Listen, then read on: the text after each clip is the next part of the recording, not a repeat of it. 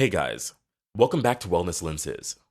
In today's video, we'll talk about a very interesting question. What are some of the psychopath's weaknesses? Before we go any further, let's quickly go over what psychopathy is and what its main traits are. Psychopathy is a complicated personality disorder that includes traits like lack of empathy, manipulative behavior, and a superficial charm. But there are a lot of false beliefs and myths about this condition. Today, we'll talk about the vulnerabilities and weaknesses that psychopaths may have. Knowing about these things can help us understand them better.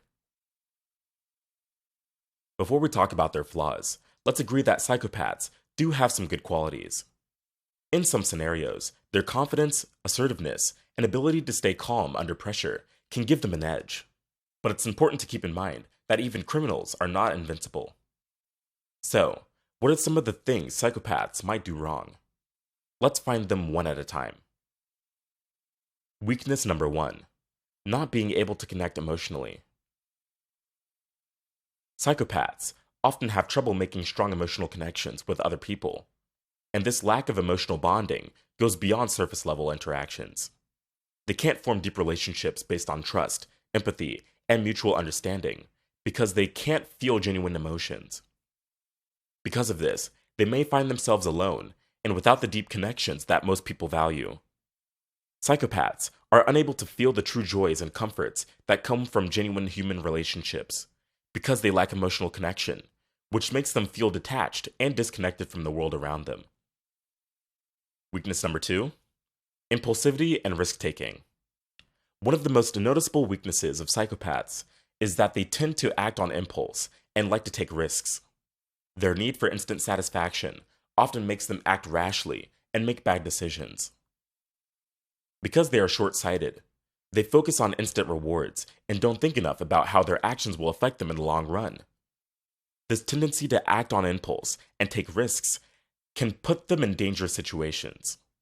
Their failure to hold back and think carefully about how their actions might affect others and themselves becomes a major weakness that can hurt their lives and the lives of those around them. Weakness number 3. Overconfidence and underestimating consequences. Psychopaths often have an air of arrogance, which can be a problem or a way to hide who they are. Their sense of self-importance and authority can make it hard for them to see how their actions could hurt others. Because they are too sure of themselves, they don't take the risks seriously since they think they can't be hurt and won't face the consequences that other people might. This false sense of confidence can result in making bad decisions because they don't realize the full range of bad outcomes that can happen when they do something. The fact that they can't correctly judge risks and predict what will happen to them is a weakness that could lead to their downfall. Weakness number 4. Lack of self-reflection and insight. Psychopaths have a hard time understanding their own actions and intentions because they can't think about themselves very well. Since they don't think about themselves, it's hard for them to see their weaknesses, admit their weaknesses, and make the changes they need to make. So they can't grow and change, and they stay stuck in the destructive habits.